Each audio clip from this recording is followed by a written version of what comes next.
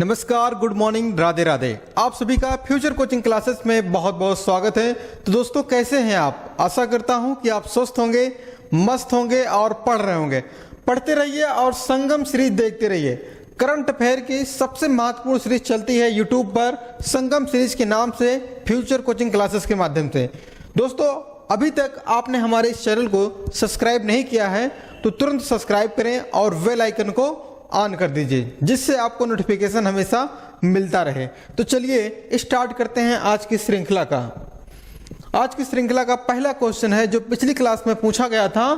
कहा गया, हाल ही में किस राज्य के मुख्यमंत्री ने रोजगार पंजीकरण के लिए झरनी योजना पोर्टल लॉन्च किया है? योजना का नाम बहुत इंपॉर्टेंट दोस्तों, कौन सा है? झरनी योजना पोर्टल। तो आपका ऑप्शन एक है उड़ीसा, झारखंड, छत्तीसगढ़ या इनमें से कोई नहीं। जैसा कि आप देख रहे हैं, झरनी योजना का पोर्टल है दोस्तों। कौन है? झारखंड के मुख्यमंत्री हैं। अब झारखंड के मुख्यमंत्री कौन है? पहले तो आपका ऑप्शन सही हो जाएगा दूसरा। और मुख्यमंत्री की बात की जाए, हेमंत सोरेन है।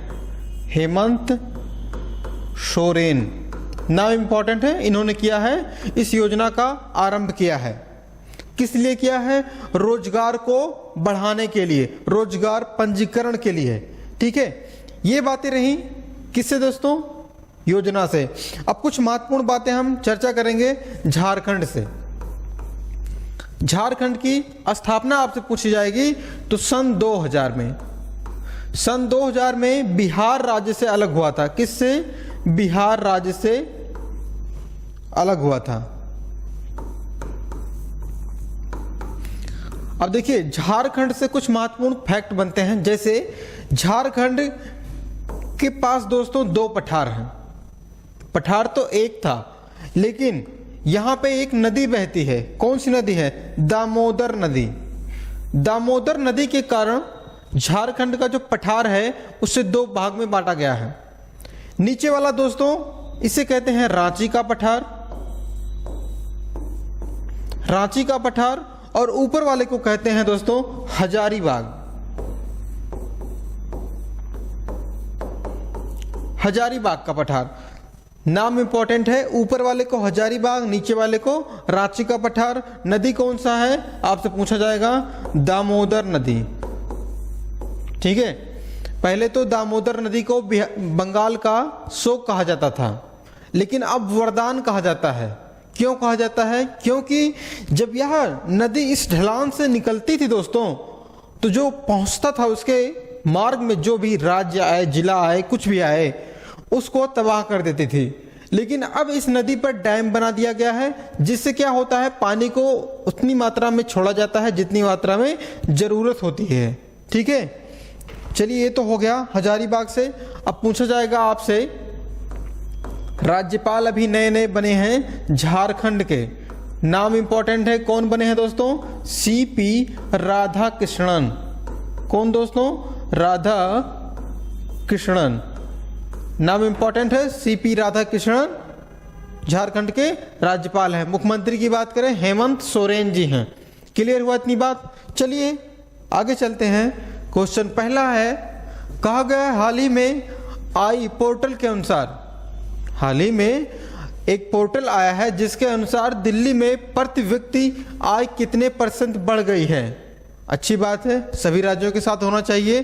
तो आपका ऑप्शन एक है 7.5%, दूसरा है 5.3%, तीसरा है 6.49%। तो इन तीनों आंकड़ों में से कौन सा बढ़ोतरी हुई है? किसके लिए? दिल्ली के लिए। तो सही आंसर दोस्तों आपका पहला होगा 7.54%। ठीक है, इतने % की रोजगार में वृद्धि हुई है, प्रति व्यक्ति आय में वृद्धि हुई है। समझ रहे हैं बात ना आप? प्रति व्यक्ति आय। अब बात करते हैं दिल्ली की। किसकी दोस्तों? अब दिल्ली से हिस्ट्री का एक मध्यकालीन भारत का महत्वपूर्ण क्वेश्चन बनता है, दिल्ली सल्तनत। ठीक है, दिल्ली सल्तनत। दिल्ली सल्तनत की बात आती है तो इसमें कितने राजवंशों ने शासन किया? बहुत इंपॉर्टेंट फैक्ट होता दोस्तों, बहुत इंपॉर्टेंट टॉपिक होता है ये किसके लिए? इतिहास के लिए। तो देखेंगे हम, पहला अगर से पूछा जाए कौन सा वंश आता है दिल्ली में, तो गुलाम वंश आता है, गुलाम वंश। अगर से वहीं आपसे पूछा जाए दूसरा कौन सा वंश आया था, तो दोस्तों खिलजी वंश आया था, भूलेंगे नहीं आप, खिलजी वंश। तीसरा अगर से आपसे पूछा जाएगा तीसरा कौन सा वंश था, तो बहुत इंपॉर्टेंट है दोस्तों, गुलाम वंश के बाद आता है तुगलक वंश। तीसरा वंश तुगलक वंश है। चौथे वंश की बात करें दोस्तों, सैयद वंश है।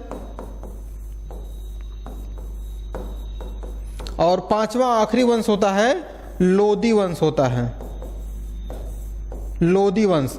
अब इन पांचों के बारे में हमने विस्तार से क्लास लिया है YouTube पर, आप चैनल पे जाइएगा, हम डिस्क्रिप्शन में लिंक दे देंगे। सभी के बारे में हमने विस्तार से बताया है आपको, यहाँ से किस प्रकार से क्वेश्चन पूछा जाता है।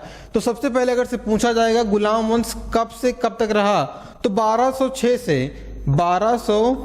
से 1290 का समय होता है गुलाम वंश का, डेट इंपॉर्टेंट है। वहीं पूछा जाए खिलजी वंश का समय, जब गुलाम वंश समाप्त होता है 1290 में, तो उसके बाद दोस्तों कौन सा वंश स्टार्ट होता है? खिलजी वंश। 1290 से कब तक चलेगा दोस्तों, ये इंपॉर्टेंट है। 1290 से 1320 तक का समय है किसका? खिलजी वंश का, ठीक है। वही बात की जाए तुगलक वंश की बात, तो तुगलक वंश का समय कब से स्टार्ट होगा? 1320 से कब से दोस्तों? 1414 तक का समय है किसका? तुगलक वंश का। अब अगला वंश कौन सा आया था? सैयद वंश। सैयद वंश का समय 1414 से 1451 का समय था, ठीक है। लोदी वंश का 1451 से कब तक? 1526 तक का समय है, क्योंकि पानीपत का प्रथम युद्ध जब होता है बाबर और इब्राहिम लोदी के मध्य, तब समाप्त हो जाता है दोस्तों लोदी वंश। चलिए, ये तो हो गया कुछ महत्वपूर्ण। अगले क्वेश्चन पर चलते हैं। कहा गया है हाल ही में किस देश ने अपना पहला सबमरीन बेस शुरुआत किया है? तो सबमरीन देखिए कुछ इस तरह की होती हैं, पानी के अंदर चलती हैं। तो आपका ऑप्शन एक है म्यांमार, बांग्लादेश, मालदीव। इन तीनों देशों में से कौन सा देश है जो यह लॉन्च किया है? तो आपका ऑप्शन क्या सही होगा? बांग्लादेश, ठीक है। बांग्लादेश ने इस सबमरीन को क्या किया दोस्तों? शुरुआत किया सबमरीन बेस की। तब अगर से बात करें बांग्लादेश, तो बांग्लादेश की मुद्रा क्या है दोस्तों? मुद्रा टका है। अगर से पूछा जाएगा बांग्लादेश की राजधानी क्या है? ढाका है। क्या है? ढाका है। अगर से पूछा जाएगा बांग्लादेश आज़ाद कब हुआ था? किससे? पाकिस्तान से। तो 1971 में बांग्लादेश आज़ाद हुआ था, ठीक है। अगर से वर्तमान में क्या पूछा जाए आपसे, प्रधानमंत्री कौन है बांग्लादेश की, तो कौन है दोस्तों? शेख हसीना है। कौन है? शेख हसीना है। चलिए आगे हम देखते हैं मैप में बांग्लादेश है कहाँ पे। देखिए ये बांग्लादेश का मैप है, ये कुछ इस तरह से, जो दोस्तों कितना सीमा बनाता है? भारत से सबसे अधिक इंटरनेशनल सीमा बनाता है कौन? बांग्लादेश। इंपॉर्टेंट है, 4096 किलोमीटर का इंटरनेशनल बॉर्डर बनाता है बांग्लादेश, ठीक है। इतनी बातें समझिएगा आप बांग्लादेश से। चलिए हम अपने अगले क्वेश्चन पर चलने से पहले कुछ महत्वपूर्ण फैक्ट और देखते हैं। जैसे पूछा जाता है ट्रेन, कितने ट्रेनें चलती हैं बांग्लादेश से भारत में या भारत से बांग्लादेश? तो सबसे पहले आप याद करेंगे मिताली एक्सप्रेस, मिताली एक्सप्रेस। दूसरा कौन सा ट्रेन है दोस्तों? मैत्री एक्सप्रेस, मैत्री एक्सप्रेस। और एक ट्रेन है बंधन एक्सप्रेस। ये तीन महत्वपूर्ण ट्रेनें चलती हैं किससे? भारत बांग्लादेश, बांग्लादेश से भारत। साप्ताहिक ट्रेनें हैं ये, ठीक है। इतनी बातें। चलिए हम अपने अगले क्वेश्चन पे चलते हैं। क्वेश्चन तीसरा है, बेहद ही महत्वपूर्ण क्वेश्चन है। कहा गया है हाल ही में किस भारतीय उद्योगपति को विशिष्ट सेवा के लिए अवार्ड ऑफ ऑस्ट्रेलिया में नियुक्त किया गया है? तो बेहद ही महत्वपूर्ण क्वेश्चन है। तो आपका ऑप्शन एक है अजीत प्रेम जी, दूसरा है रतन टाटा जी, तीसरा है आनंद महिंद्रा जी, या इनमें से कोई नहीं। तो दोस्तों आपका सही आंसर, जैसा कि आप चित्र में देख पा रहे हैं, ये कौन है? रतन टाटा जी। बहुत अच्छे इंसान हैं, टाटा ग्रुप के मालिक हैं। बात करें इनकी जो टाटा ग्रुप है दोस्तों, इसकी स्थापना कब हुई थी? टाटा ग्रुप की स्थापना आपसे पूछा जाए 1868 में, जब भारत गुलाम था तभी इन्होंने एक ऐसी कंपनी की स्थापना की जिसका नाम टाटा था। ठीक है, अब स्थापना किसने किया था? जमशेद जी टाटा। कौन दोस्तों? जमशेद जी टाटा के द्वारा इसकी स्थापना की गई थी, इस ग्रुप की, टाटा ग्रुप की। ठीक है, और वर्तमान में बात करें टाटा ग्रुप करीबन 140 प्लस देशों में, कितने? 140 प्लस देशों में इनकी कंपनियां काम करती हैं, कारोबार इनका फैला हुआ है। इसलिए आप भी मेहनत करते रहिए, क्योंकि ऐसी कंपनी इन्होंने एक दिन में स्टार्ट नहीं किया है, बहुत लंबा समय लगा दोस्तों। किसी भी काम को करने के लिए आपके पास पेशेंस होना बहुत ज़रूरी होता है। पेशेंस बनाए रखिए, वह दिन जरूर आएगा। कहते हैं रख हौसला वो मंजर भी आएगा, रख हौसला वो मंजर भी आएगा, प्यासे के पास चलकर समंदर भी आएगा। ठीक है, तो ठीक उसी प्रकार से आपको भी मेहनत करने चाहिए, हमेशा सफलता जरूर मिलेगी। चलिए हम अपने अगले क्वेश्चन पे चलते हैं। ये देखिए कुछ ऑस्ट्रेलिया का मैप है जहाँ पे यह दिया गया है। अब अगले क्वेश्चन है, बेहद ही महत्वपूर्ण क्वेश्चन है। कहा गया है हाल ही में जारी वर्ल्ड हैप्पीनेस इंडेक्स 2023 में कौन सा देश शीर्ष पर रहा? तो आपका ऑप्शन एक है आइसलैंड, डेनमार्क, फिनलैंड, या इनमें से कोई नहीं।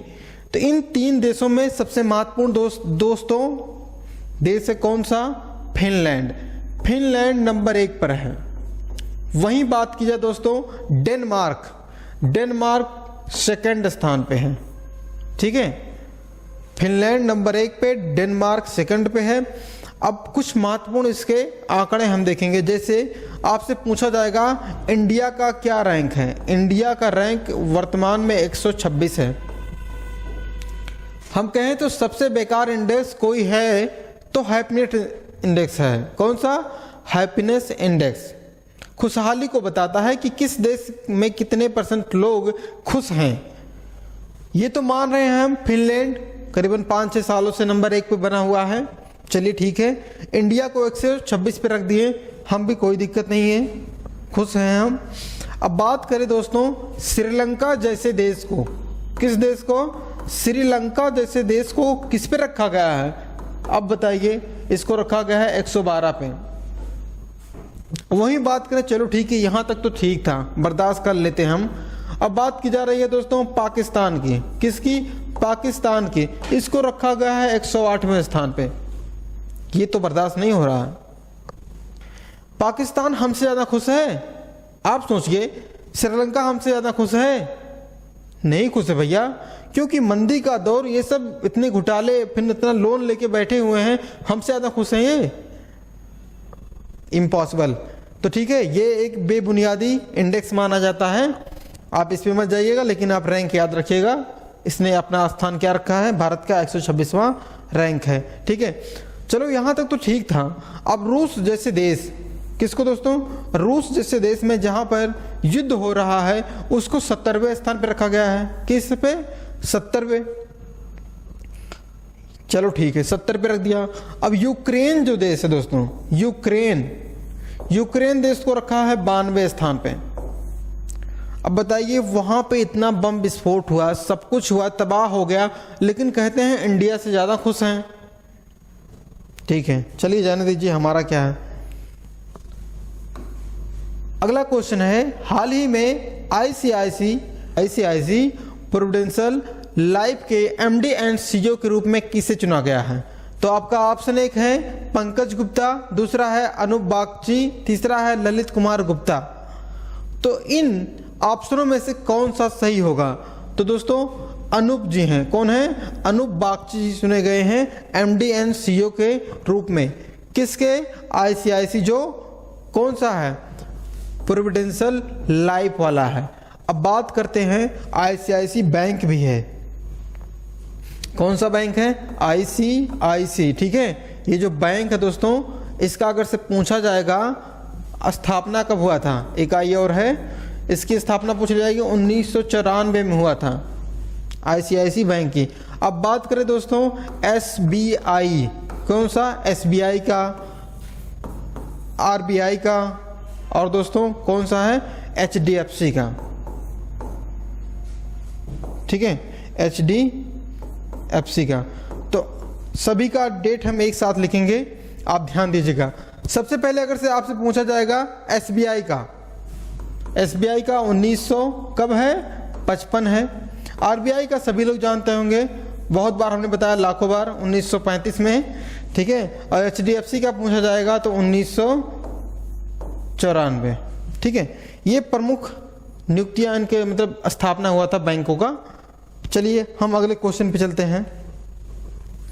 कहा गया हाल ही में किस कंपनी को आग प्रतिरोधी स्टील बनाने के लिए भारत का पहला BIS लाइसेंस मिला है? कौन सा? BIS लाइसेंस मिला है। तो आपका ऑप्शन एक है टाटा स्टील, दूसरा है साल, अगला है जिंदल स्टील। तो इन सभी में से किसको चुना गया है? तो आपका सही आंसर दोस्तों क्या हो सकता है? आपका सही आंसर तीसरा है। कौन सा है? तीसरा ऑप्शन है, जिंदल स्टील जो कंपनी है उसको यह मिला है। अब बात करें दोस्तों, आपका आंसर क्या होगा? 6ठवें का तीसरा। तो चलिए समय ना जाया करते हुए अगले क्वेश्चन पे चलते हैं। 7वां क्वेश्चन है, कहा गया है हाल ही में किस देश ने सऊदी अरब संबंध सामान्यीकरण शांति समझौते पर मध्यस्थता की है? बहुत महत्वपूर्ण क्वेश्चन है। तो आपका ऑप्शन एक है रूस, अमेरिका, चीन, ऑस्ट्रेलिया। जैसा कि आप मैप में देख पा रहे हैं, कौन सा देश सबसे बड़ा दिख रहा है? चाइना। तो चाइना ने यह मध्यस्थता की है। किससे किया है? सऊदी अरब संबंध सामान्यीकरण में। अब बात करें चाइना, तो चाइना भी किसी का गुलाम था। किसका गुलाम था दोस्तों? जापान का गुलाम था। जापान का गुलाम था। अब जापान से यह कब आज़ाद हुआ, ये इंपॉर्टेंट है। तो डेट इंपॉर्टेंट है, 1945 में चाइना आज़ाद हुआ था। किससे? जापान से, क्योंकि जापान बहुत पावरफुल देश था सेकेंड वर्ल्ड वॉर से पहले तक का। ठीक है, अब बात करते हैं चाइना के। तो चाइना के इस साइड में दीवारें बनी हुई हैं, चाइना की दीवार जिसे हम कहते हैं दोस्तों, उसकी स्थापना बहुत पुरानी है, करीबन 220 BC ईसा पूर्व माना गया है। इतनी पुराने दीवारें बनी हैं चाइना की। अब बात करें दोस्तों, चाइना की राजधानी क्या है? बीजिंग है। और चाइना का मुद्रा अगर से पूछा जाता है तो रेनमिनबी है। कौन सा है? रेनमिनबी है। ठीक है, अब चाइना और यहाँ पे देखिए मंगोलिया देश है। मंगोलिया का एक व्यक्ति था, ठीक है, आया था, कहाँ पे आया था? भारत पे आक्रमण नहीं किया था, ठीक है, साइड से चला गया था। कौन था? चंगेज खान था। कहाँ का था? मंगोलिया का था। अब मंगोलिया और चाइना के बॉर्डर पे एक मरुस्थल है। कौन सा मरुस्थल है? गोबी का मरुस्थल। गोबी का मरुस्थल, ठीक है, एशिया का सबसे बड़ा मरुस्थल कौन सा है? गोबी का मरुस्थल है। ठीक है, इतनी बातें आप ध्यान देंगे। किससे? चाइना से। ठीक है, अब इंडिया में जो मरुस्थल है उसे क्या कहते हैं? थार का मरुस्थल कहते हैं। चलिए कुछ बातें रहेंगे किससे संबंधित? चाइना से। अगले क्वेश्चन पे चलते हैं। कहा गया हाल ही में केरल की पहली ट्रांसजेंडर वकील के रूप में राज्य की पहली बार काउंसिल को नामांकित हुई हैं। कौन हुई हैं दोस्तों? तो पहली ट्रांसजेंडर वकील हैं, बात कही जा रही है। तो आपका ऑप्शन एक है ज्योति मंडल, दूसरा है पद्मा लक्ष्मी, तीसरा है विद्या कामले। तो आपका सही आंसर क्या होगा दोस्तों? पद्मा लक्ष्मी जी हैं। देखिए, किसी के साथ भेदभाव नहीं करना चाहिए, चाहे वह लेडीज हो, चाहे जेंट्स हो, चाहे ट्रांसजेंडर हो, क्योंकि भगवान ने बनाया है सभी को। तो हम लोग कौन होते हैं उनसे भेदभाव करने वाले? ठीक है, सभी के साथ अच्छे से बिहेव करें, वो भी तो इंसान है। ठीक है, सबकी भावनाओं को समझें। तो चलिए आपका आंसर क्या होगा दोस्तों? दूसरा पद्म लक्ष्मी। चलिए अब बात करते हैं अगले क्वेश्चन पे। क्वेश्चन 9वां है, कहा गया है हाल ही में कौन सी राज्य सरकार हाथियों की सुरक्षा के लिए 600 युवा गज मंत्री नियुक्त किया है? बहुत अच्छी बात है।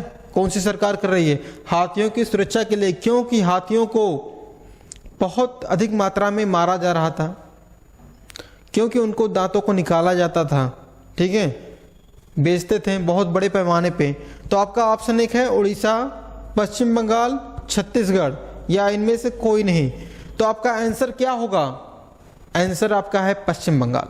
कौन सा है? पश्चिम बंगाल में यह काम किया गया है। बात करते हैं पश्चिम बंगाल की। तो चलिए देखते हैं पश्चिम बंगाल मैप में है कहाँ पे। देखिए पश्चिम बंगाल यहाँ पे है। अगर से पूछा जाएगा किस किस से सीमा बनाता है, तो सबसे पहले अगर से देश पूछा जाता है, भूटान हो गया, नेपाल हो गया, बांग्लादेश हो गया, ये 3 देश हैं। राज्य पूछा जाएगा, सिक्किम है, बिहार है, झारखंड है, उड़ीसा है, ठीक है, भूलेंगे नहीं आप। अब बात आती है पश्चिम बंगाल की स्थापना कब हुई थी। तो पश्चिम बंगाल की स्थापना जब भारत आज़ाद हुआ था उसके बाद 1947 में किया गया था पश्चिम बंगाल राज्य की स्थापना। राजधानी पूछा जाए तो कोलकाता है, ठीक है। मुख्यमंत्री पूछा जाए तो ममता बनर्जी दी हैं। इतनी बातें आप ध्यान देंगे। तो चलिए हम चलते हैं अपने अगले क्वेश्चन पर।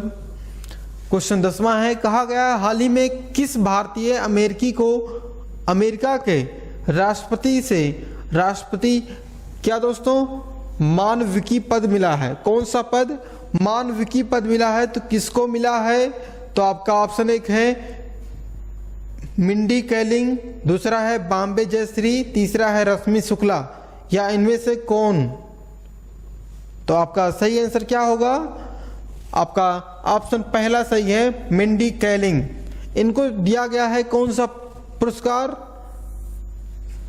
तो दोस्तों मानविकी पुरस्कार, मानविकी पद दिया गया है। किसके द्वारा? अमेरिका के राष्ट्रपति से।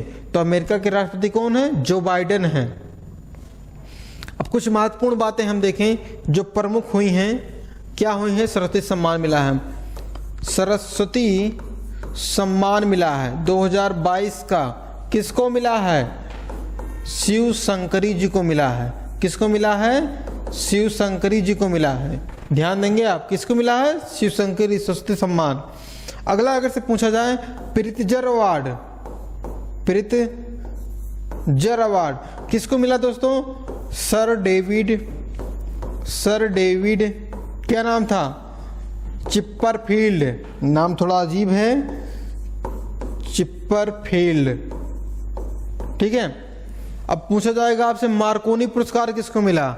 मार्कोनी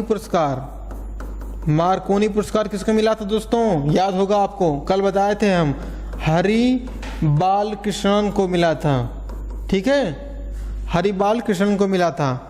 चलिए आज का ब्रह्मास्त्र देखते हैं। बेहद ही महत्वपूर्ण श्रृंखला रखी जाती है ब्रह्मास्त्र में। एक साइड में है देश और उस देश के राष्ट्रीय खेल। तो सबसे पहले आपसे पूछा जाए, पहला देश अमेरिका, तो अमेरिका का राष्ट्रीय खेल क्या है? बेसबॉल है। इंग्लैंड का क्रिकेट है, क्रिकेट इंग्लैंड से निकला है। ध्यान देंगे आप, क्रिकेट का जन्मदाता कहा जाता है तो इंग्लैंड को देखेंगे। स्पेन का पूछा जाएगा तो दोस्तों मानव युद्ध, साण युद्ध होता है जो। अगला अगर से जापान का पूछा जाता है तो जूडो है। क्या है? जूडो है। कनाडा का पूछा जाता है तो आइस हॉकी है। कौन सा है? Ice hockey. और क्रिकेट का भी अगर से पूछा जाएगा तब भी आप ध्यान देंगे किसको? ऑस्ट्रेलिया क्रिकेट, इसका भी है। रूस का पूछा जाएगा तो चेस है। क्या है? चेस है। मलेशिया का पूछा जाता है तो बैडमिंटन है। और चाइना का पूछा जाता है तो टेबल टेनिस है, क्योंकि वह पहुंचेंगे नहीं, ठीक है, पैर छोटे होते हैं, क्रिकेट नहीं खेलते हैं। अगला अगर से पूछा जाए भारत का तो हॉकी है। क्या है? हॉकी है। और पाकिस्तान का भी क्या है? हॉकी है। और ब्राजील का पूछ लिया जाए आपसे तो फुटबॉल है। और फ्रांस का भी फुटबॉल है। ये महत्वपूर्ण देश थे और उन देशों से संबंधित राष्ट्रीय खेल थे। आप इसको याद कर लीजिए, बहुत महत्वपूर्ण टॉपिक है ये आपके एग्जाम को लेकर। जीके का बहुत महत्वपूर्ण टॉपिक होता है ये, उन देशों से संबंधित। चलिए पिछली क्लास में जो हमने पढ़ा है उसका रिवीजन करेंगे। तो आप देख रहे हैं कौन सा सही होता है आपका, गेस करिएगा। तो आपका ऑप्शन एक है 22 मार्च 2023 को कौन सा दिवस मनाया गया था? तो आपको याद होना चाहिए विश्व जल दिवस मनाया गया था, याद है ना? ठीक है। अगला है, पूछा जा रहा हाल ही में कहाँ पशु चिकित्सा और आयुर्वेद पर अंतर्राष्ट्रीय आयुर्वेद सम्मेलन हुआ था? कहाँ पे हुआ था? उत्तराखंड। क्या है? हरिद्वार। भूलेंगे नहीं आप। कहा गया हाल ही में किसने सऊदी अरब ग्रैंड प्रिक्स जीता? तो कौन है? सर्जियो पेरेज हैं। कौन है? सर्जियो पेरेज हैं, ध्यान देंगे आप। अगला क्वेश्चन है, हाल ही में एससीओ की पहली पर्यटन और सांस्कृतिक राजधानी किसे घोषित किया गया है? तो दोस्तों कौन सा है, गेस करिए। वाराणसी है, ठीक है, भूलेंगे नहीं आप। पांचवा क्वेश्चन है, हाल ही में भारत कहां 2023 का SAFF चैंपियंस की क्या करेगा? मेजबानी करेगा। तो यह कौन सा शहर है? बेंगलुरु है, ध्यान देंगे आप, बेंगलुरु। अगला क्वेश्चन है, हाल ही में भारत और किस देश के बीच चौथी रक्षा वार्ता संपन्न हुई है? तो कौन सा देश है, गेस करिए। मालदीव। कौन सा है? मालदीव है। चलिए इस तो हो गया अपना रिवीजन। तो आज की कड़ी में यहां तक था, लेकिन यह क्वेश्चन आपके लिए है, आप इसका आंसर जरूर दीजिएगा। क्वेश्चन में कहा गया हाल ही में NTPC ग्रीन एनर्जी लिमिटेड के अध्यक्ष और ऊर्जा प्रोजेक्ट के लिए किसके साथ समझौता किया गया है? तो दोस्तों जो ऊर्जा के साथ समझौता किया गया है, किससे किया गया है? NTPC ग्रीन एजेंसी जो है, तो ग्रीन एनर्जी वाला है मैटर। तो आप बताएंगे HPCL कौन सा है? पहला ऑप्शन HPCL, इसके साथ हुआ है कि BPCL या IOCL, इन तीनों में से किसके साथ हुआ है? ध्यान देंगे, पहला ऑप्शन है HPCL, दूसरा है BPCL, तीसरा है IOCL। तो इनमें से किसके साथ NTPC ने समझौता किया है? आप इसका आंसर बताइएगा। वीडियो अच्छा लगा होगा, हमें विश्वास है, और अच्छा लगा है तो लाइक करना ना भूलिए।